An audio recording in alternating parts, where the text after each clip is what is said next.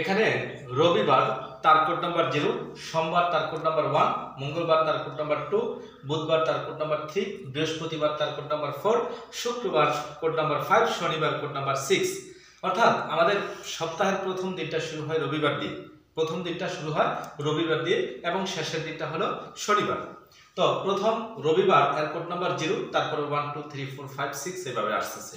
এই কোড নাম্বারগুলো জানা থাকলে আমাদের খুব সহজেই, যেমন আজকে যদি শনিবার হয় তাহলে 20 দিন পরে কি বার হবে, 50 দিন পরে কি বার হবে, কিংবা 60 দিন পরে কি বার হবে, এটা খুব সহজেই বের করা যাবে। ঠিক আছে?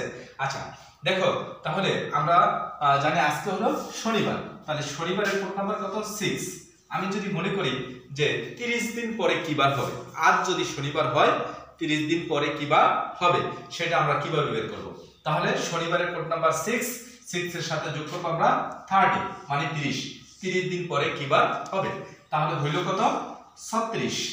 এই 36 কে আমরা ভাগ দিব 7 দিয়ে, তাহলে 7 দিয়ে 36 কে কতবার ভাগ যায়?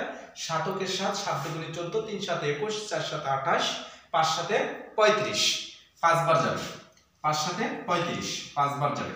তাহলে 5 বার যাওয়ার পরে অবশিষ্ট কত রইল? 1, অবশিষ্ট রইল 1। এই 1 কোড নাম্বার কার আছে? এই যে 1 কোড নাম্বার আছে সোমবারে, তার মানে সোমবারের কোড নাম্বার 1, এখানে অবশিষ্ট রইল 1। এই অবশিষ্ট কত রইল, এটাই হলো মুখ্য বিষয়। অবশিষ্ট যেটা, সেই নাম্বারটা এখানে কোড নাম্বার কোন ঘরে আছে সেদিকে খেয়াল করতে হবে, তাহলে আমরা খুব সহজে বের করতে পারবো। অর্থাৎ এই অবশিষ্ট 1 কোড নাম্বারের হিসাব আছে সোমবারে, তার মানে আজ থেকে 30 দিন পরে হবে কি? সোমবার।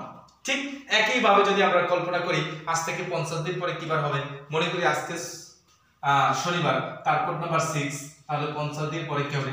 সরি, আজকে শনিবার, তার কোড নাম্বার 6, তাহলে 50 দিন পরে কি বার হবে? তাহলে এই শনিবারের কোড নাম্বার 6 এর সাথে যোগ হবে 50, হইল কত? 56। এই 56 কে ভাগ দিব আমি 7 দ্বারা, তাহলে 56 কে যদি 7 দ্বারা ভাগ দেই তাহলে ফলাফল কি? 7 8 এ 56, 7 8 এ 56, তার মানে অবশিষ্ট রইল 0। তাহলে এই 0 এখানে কি বারের কোড নাম্বার 0? রবিবারের কোড নাম্বার 0, তার মানে আজ থেকে 50 দিন পর হবে রবিবার। তাহলে বোঝা গেল আমরা যদি এই বারের কোড নাম্বারগুলো জানি এবং এইভাবে ওই কোড নাম্বারের সাথে কতদিন পরে কি বার হবে ঠিক ততদিন যদি যোগ করি, 7 দ্বারা ভাগ করি, ভাগ করার পরে আমরা অবশিষ্ট যা পাবো সেই নাম্বারটা কোন বারের সামনে আছে ঠিক ততদিন পরে ওই বার হবে। ওকে, ধন্যবাদ সবাইকে।